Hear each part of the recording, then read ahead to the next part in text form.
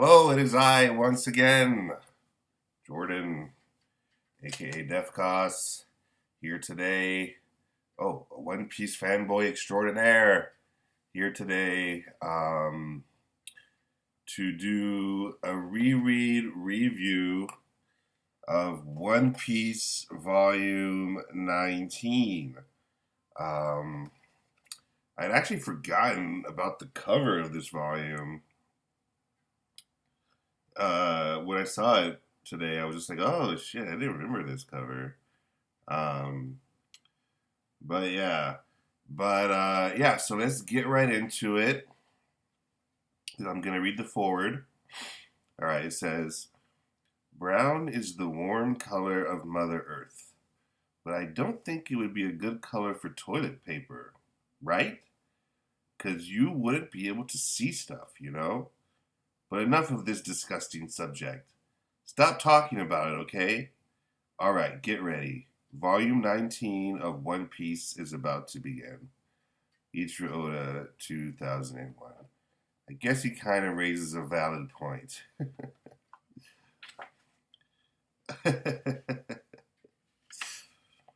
All right, so we pick up where we left off.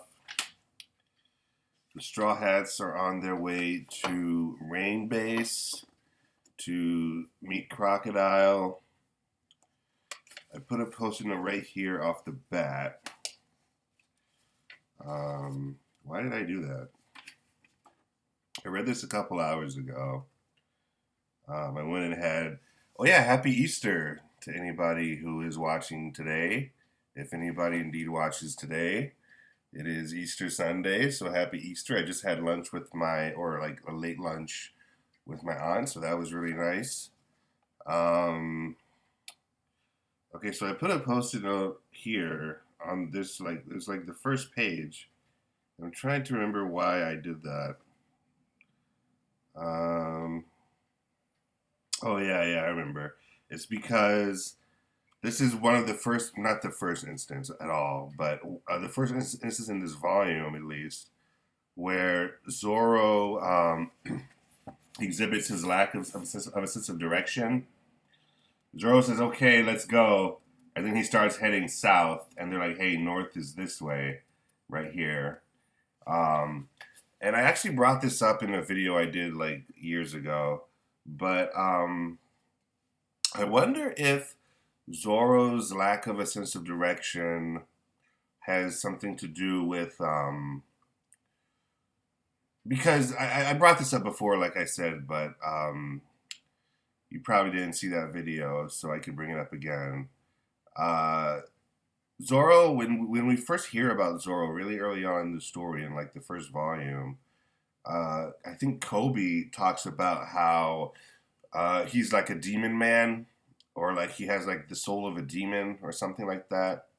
And I feel like that's still something that is worth noting. Like that's still something that could very well be the case. Even recently, he said in the recent chapters, he said he's the king of hell. And when he does the Ashura move, the Ashura, where he has the three heads and the like the six arms or whatever, that's kind of demon like. So I was just wondering if like his lack of a sense of direction has something to do with that. It's something to do with like that he has like the soul of a demon or something like that. And also maybe that's why he sleeps all the time too. Um, I don't know if that's the case at all. It might not be, but it's something that I've thought about before. Like maybe that does have something to do with it. So I don't know. That's why I put the post-it note here. I don't know. I think that's something to think about at least, even if it's not the case. Um, okay, so the Straw Hats keep trekking to Rain Base. We cut to the rebels. We cut to Koza and a little boy named Kappa who wants to join the rebels. But the rebels got it all wrong. The rebels uh, think that that Cobra is, I guess they think he's evil, and he's not evil at all. So the rebels really are kind of misguided um, because of Crocodile. So the rebels tell the boy, "You can't join us. Um, you're not one of us. You're too young, and you don't have the right mindset and all that." Then we cut to Alubarna with King Cobra, who's talking to Pell and Chaka. So I put a post-it note here just because here we get the Oda boxes for Pell and Chaka. And I always liked Pell and Chaka. I thought they were dope characters, especially Pell. I always thought Pell was really cool. So we get the Oda boxes for them there. Um, and they're debating like what they should do. And then Karu arrives and informs them about Crocodile and that Vivi is back. Um,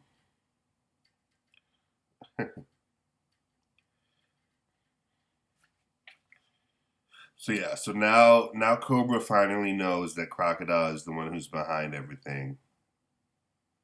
So they decide to attack Rain Base as well. The Royal Army decides to invade Rain Base. So the rebels are on their way to Alabarna, and the Royal Army is on their way to Rain Base, and the Straw Hats are also on their way to Rain Base. We get the breakdown on this page here. Um, so yeah, so basically, I guess I forget what happens next, but the rebel forces. It looks like they're going to take Alabarna because the Royal Army isn't going to be there. Oh yeah, so here I put a post-it note here because in this SBS there's something interesting that happens. Um, One of the readers asks Oda to draw the Straw Hats with his left hand, and he actually makes decent drawings. We see them here on this page. Um, and honestly, like that's not bad at all. Like I don't think if I drew something with my left hand, like I don't think I'd be able to make it look that good. So that's honestly for someone who's right-handed to draw with their left hand like that. That's not bad at all. So I just wanted to point that out. So here we get Usopp, who gives Vivi, I mean not Vivi, who gives Nami her new climate baton right here. And it's interesting how Nami's climate act, her climate baton, how it evolves over the years and just keeps getting better and better. Um, but here we get that instance right here. Oh yeah, and here I have put a post note here because this is one of the first instances in this volume where Sanji refers to himself as a prince, and it's funny because we think he's joking, but it turns out like 15 years later or whatever, we realize, oh shit, Sanji actually is a prince. He 100% is a prince. So it's funny that they actually brought that up this early on, even though it was like I don't know. I guess a lot of readers probably took it as like a joke or whatever. Like he's just joking around, but he's actually for real. Like he actually is a prince. Okay, so then the Straw Hats get to Rain Base. Usopp and Luffy run into Smoker and Tashigi.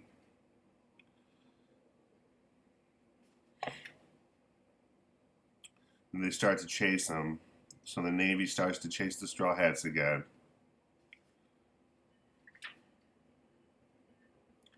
Then the Straw Hats split up.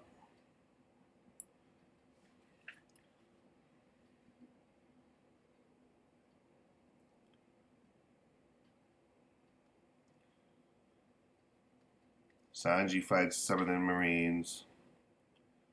Zoro does too. Then he runs into Tashigi again. And he runs away from her because he's like, you look too much like Quina. Like I can't fight you. Um, Okay, so we get Usopp and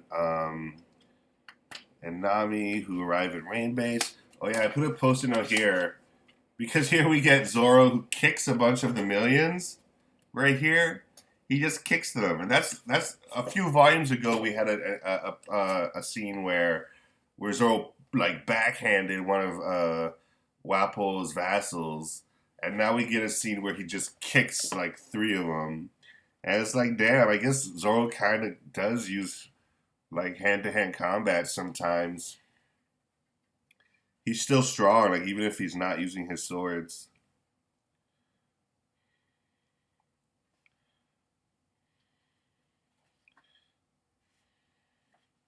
Okay, so they arrive at what's it called? Rain Dinners, the casino in Rain Base,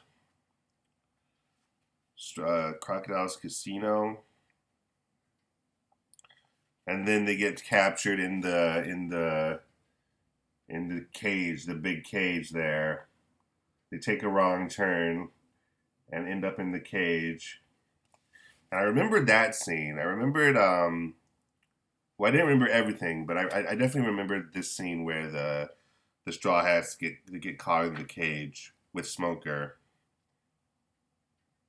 Oh yeah, here we get the explanation of Sea Prism.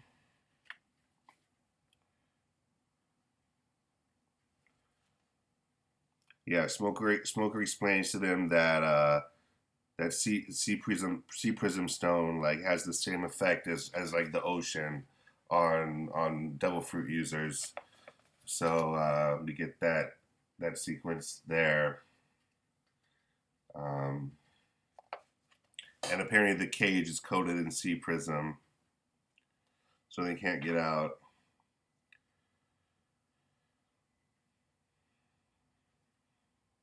Okay, so here we get the first encounter between the Straw Hats and Crocodile. Vivi, Sanji, and Chopper did not get caught in the cage.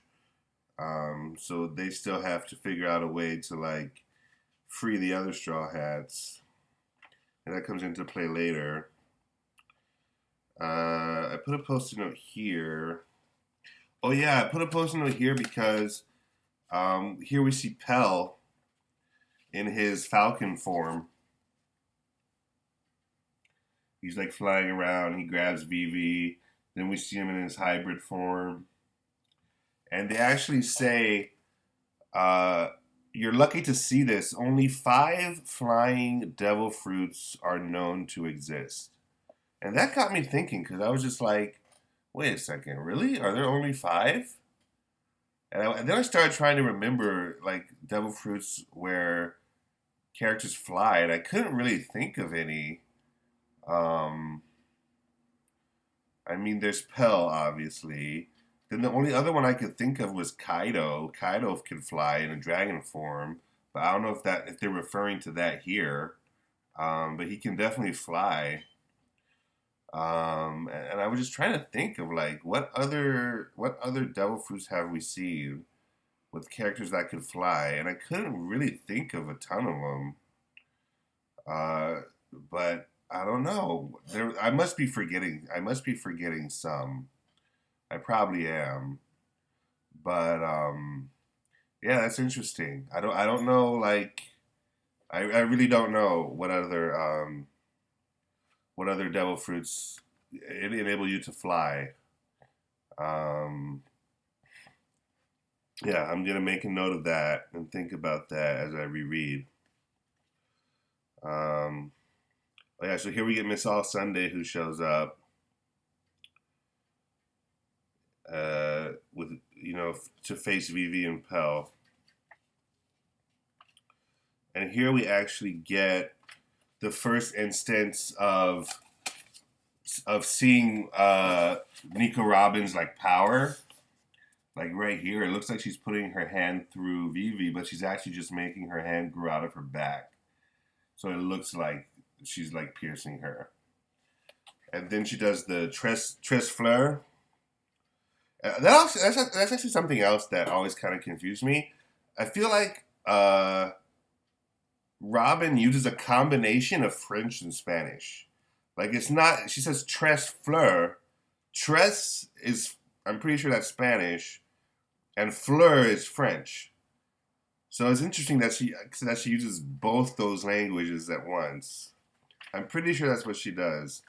But anyway, here we get a good shot of like her powers, and it's a little bit more clear like what her powers are. Because I remember when she showed up in like volume 12 or whatever it was kind of unclear exactly what her powers were. She used her powers, but we didn't see like limbs pop out of anywhere. Um, but here's a classic. That's a classic shot of Robin right there. That's a memorable panel right there. This one, right here. Um, so yeah, here we get the reveal, the proper reveal of her powers, and then she does the Sage Fleur clutch on Pell and just takes him out right there.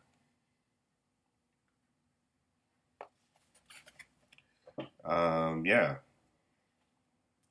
Okay, so then we cut back to the Straw Hats, and this is always a funny gag when Luffy imitates Sanji, and Usopp's laughing, and then Nami gets mad at them because she's like, "Why are you guys joking around right now? We're kind of in a life or death situation."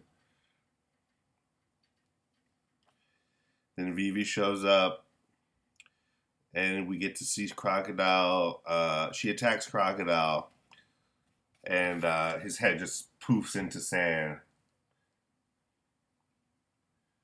So I think this is the first time the Straw Hats actually see him use his powers.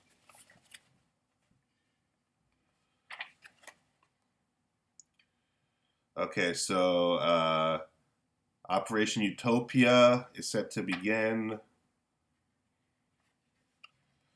Then the king disappears. They don't know where Cobra is. But then since Operation Utopia started, okay, so here we get the flashback with Koza and Toto.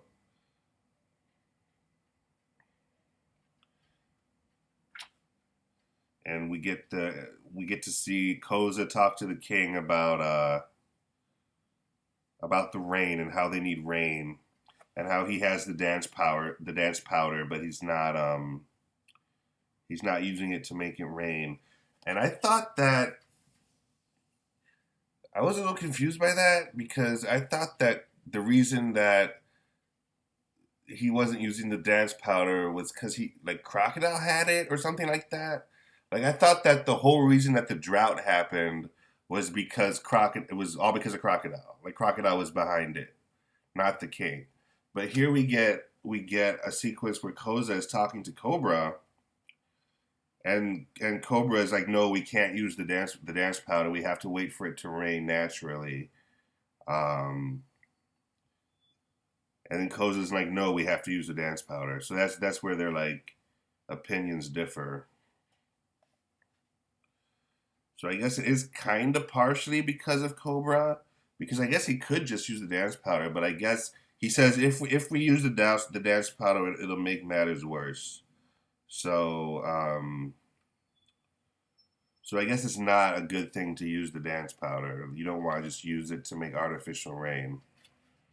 Um, and then we cut back to Nanohana, and here and you gotta you instantly know that that's Mr. Two.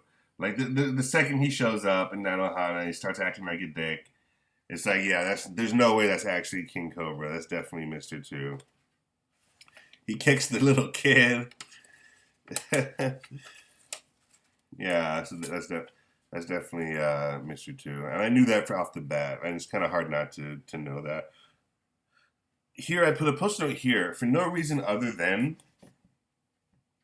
I think that is a dope drawing of a horse right there. I'm not like I love to draw, but I'm not very good at drawing animals. Like if I use reference, I can kind of draw animals okay. But I thought that was a really awesome drawing of a horse right there. So that's the only reason why I put a post-it note there. Okay, so yeah, so Koza thinks that is Cobra and like the Royal Army, but it's not. It's Mister Two in the Millions. Then this giant ship crashes into the harbor of Nanohana. It's a Baroque work ship. Then Mr. Two and Mr. One and Miss Doublefinger show up.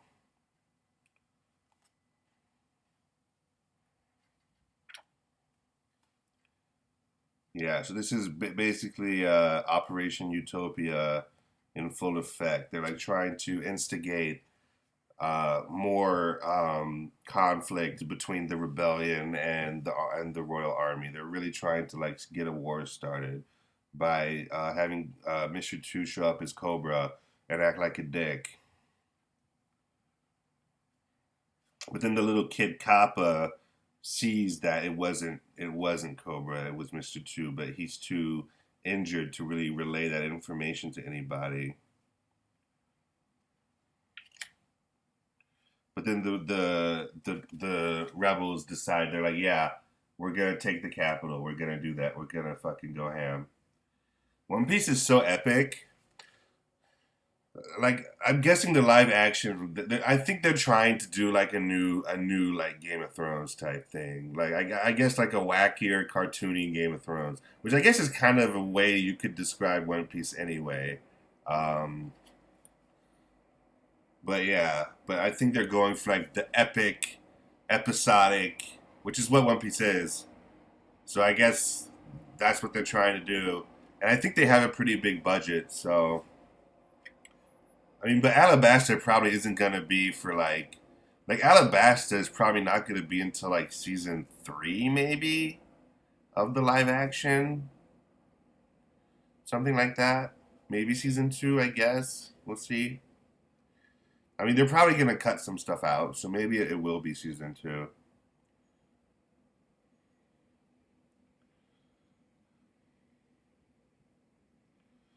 Okay, so yeah, so then they get the news that King Cobra like instigated the rebels, and Chaka's like, no way, King Cobra did that. And they're like, well, where the hell is he then? And we don't know where the real king is. Okay, so we cut back to the cage with the Straw Hats and Crocodile and Vivi, and then Vivi tells Crocodile tells Vivi, um, yeah, Vivi's like, okay, well, if I leave now, I can intercept the rebels and explain to them what's happening and avoid the war and avoid like the fighting and the bloodshed. And Crocodile says, yeah, you can do that, or you can save your friends because here's the key. He has the key to the cage, and then he throws it in, or at least we think that's the key. And then he throws it into the aquarium with the banana gators, um, and then one of the banana gators eats it. So Crocodile is like, yeah, you can go intercept the rebels, or you can go and like find the key and save your friends because I think the water level is starting to rise from the aquarium up into the room that they're in because they're under a lake. So the water is coming in and rising, and their time is of the essence. Like they have to like figure out how to get out of that cage as soon as possible. And Crocodile just tells Vivi, yeah, either save your friends or go help Alabarna. And Vivi doesn't know what to do, at least for now. So yeah, so that's what Crocodile says to her. And then he leaves. Oh yeah, and he explains that he was the one who was making the sandstorms on on Yuba. Yeah, Crocodile's an asshole, dude. Like, damn.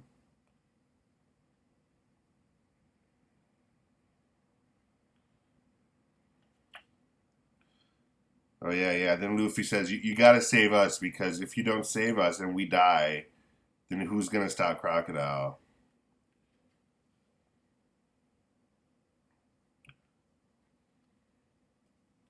So then the banana gators start showing up, and Vivi tries to like stop them. Oh yeah, and then Crocodile gets the call. He has a Denmushi on him, and it rings, and it turns out that it's Sanji. So Sanji's gonna come save them.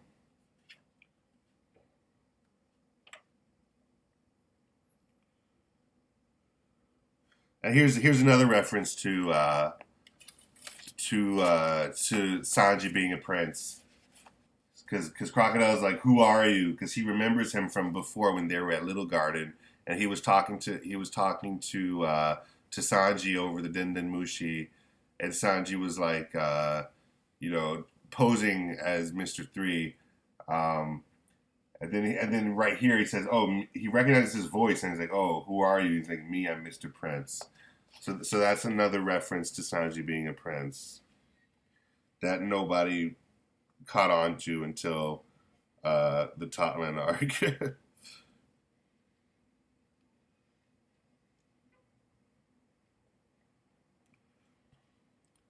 Okay, so yeah, so the banana gators are like wreaking havoc in the room.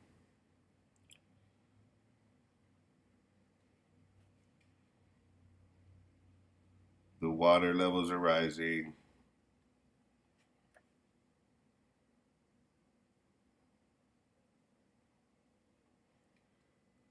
Oh yeah, then Vivi says, "Okay, I'll be back. Like I can't take on these banana gators, uh, but I could go get Sanji and um and come back and like help you out."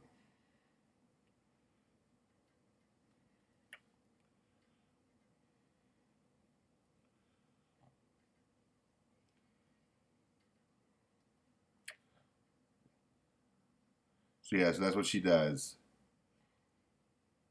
And here we get Sanji with the glasses on. He has glasses now.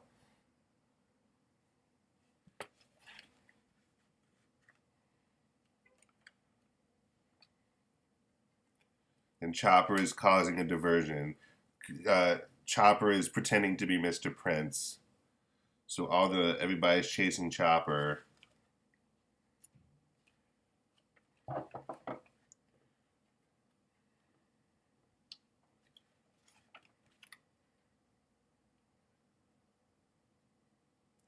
And then he was in his monster point form, and then he turns back to his regular form to to try to like you know get away from Crocodile. Try to like make him seem like he disappeared. Okay, so the banana gators. Oh yeah, they start yelling at the banana gators to attack them because they think, oh, maybe the banana gators, they're so strong, maybe they can just like bite the cage open. But it turns out that doesn't work. The cage is actually too strong. Oh yeah, and I put a post note here because we get Smoker that says, "Oh, the woman with Crocodile talking about Nico Robin. Uh, the world government has had a bounty on her head for 20 years, a bounty of over 70 million berries." And then Nami says same as crocodiles, but I think they said crocodile had like 81 million. I'm pretty sure that's what they said, like last volume or the volume before that. So I don't know why Nami is saying it's the same as crocodiles because I think crocodile had a bigger bounty. Um, but it's interesting that Smoker is bringing that up right here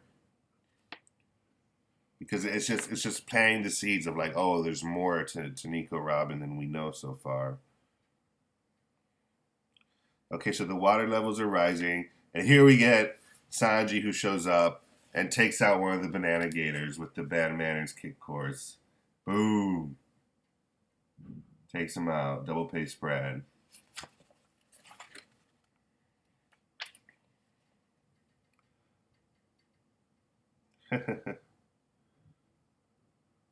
Oh, I just noticed in this panel they have eyebrows kind of like Sanji's, Usopp and Luffy, except they're not. They don't both go. Both the eyebrows don't twirl in the same direction. They twirl facing each other.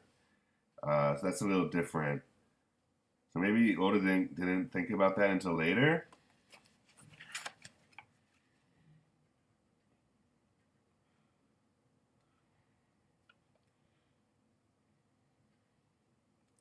Oh yeah, and then we get Crocodile comes back, and he reveals that he actually didn't even give them the key. He had the key on him on his person the whole time. But then they come back, and Mister Three is um is knocked out. All the banana games are knocked out, and the cage is open. And Crocodile's like, oh shit, what just went down? And then we get a flashback. And for some reason, the flashbacks in this volume aren't with the black background, they're with the gray background. Not quite sure why that is. I guess because it wasn't that long ago, maybe. Um, but then they encounter Mister Three, who had gotten swallowed by a gator.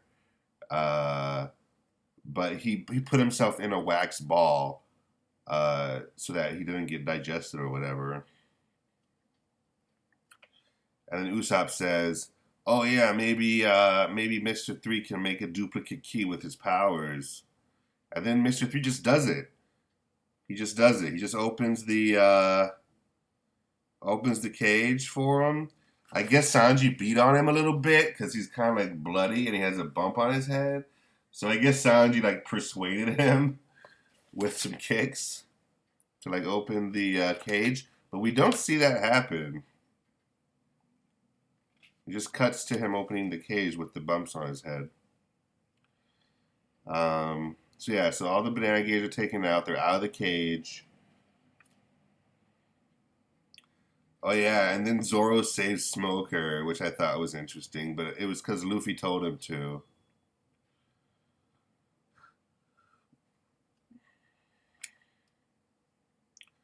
And then I guess they have to head to. I think they have to head to Alabarda. Yeah, they have to head to Alabarda. And then Chopper shows up with the crab, the giant crab. I remember the giant crab too. So they all get on the crab, and they use that as their like mode of transportation to get to Alabarna. But then Crocodile shows up and grabs Vivi, and then Luffy takes Vivi, saves her, and then grabs Crocodile's hook. So he gets taken instead of Vivi. And then he says, "Go on without me. I can handle this." Because he just wants to fight Crocodile. That's all Luffy wants to do at this point. And that's the end of Volume 19. That is it. All right. So, yeah, that was fun as always. The Alabasta arc is in full swing. Um, so, yeah, happy Easter once again. I will continue. I'll make another video on Wednesday if all goes according to plan. Um, yeah, I don't have much to say besides that. Oh, we are going to be getting a new chapter this week. So if that drops on Thursday, I'll do a video reaction on Thursday. And that'll be fun. I can't wait for that. So yeah, so if you indeed watched me talk about One Piece for over a half an hour, thank you very much. And I will see you in the very near future. Take it easy.